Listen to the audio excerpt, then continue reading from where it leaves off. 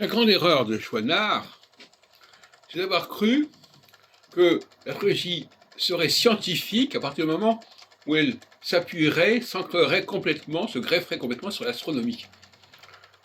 C'était effectivement une façon de réagir contre les excès du siècle précédent, ou des 2 derniers siècles, 18e, 19e, où l'astrologie avait coupé quelque part avec l'astronomie, et elle ne cherchait même pas à se servir des éphémérides.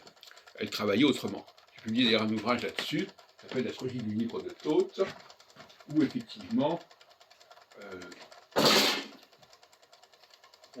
on va jusqu'à utiliser des manuels d'astrologie, mais sans les éphémérides. C'est paru en 93, c'est très Daniel. Alors, c'est un ouvrage d'Etela.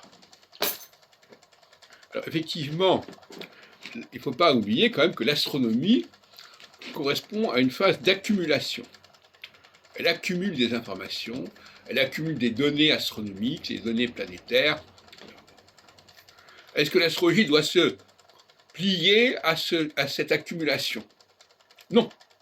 L'astrologie doit justement trier tout cela, structurer tout ça, hiérarchiser tout cela, déterminer quels sont les axes principaux. De même que dans le thème natal, on ne va pas nécessairement tout prendre de la carte du ciel, il faut déterminer la dominante, etc. Bon, ça, si on fait ça, d'accord, c'est pas mon truc non plus. Mais je veux dire que l'astronomie n'est pas un modèle. L'astronomie, c'est un modèle féminin. Et l'astrologie est un modèle masculin. C'est un modèle qui doit déterminer à quoi sert l'astrologie. L'astronomie, elle ne sert à rien, l'astronomie, finalement. Elle ne sert qu'à elle-même. L'astrologie, elle a une responsabilité. Elle est là pour mettre le ciel au service de la gouvernance, au service du gouvernement des hommes, des cités. Donc elle ne doit prendre que ce qui est utile à ce fonctionnement. Elle doit être ergonomique. Et donc finalement, depuis des siècles, je suis d'accord là-dessus, mais ce n'est pas une raison, depuis Ptolémée déjà, l'on va s'amuser à récupérer de l'astronomie tout ce qui traîne et en faire de l'astrologie. Non. Il n'est jamais trop tard pour bien faire.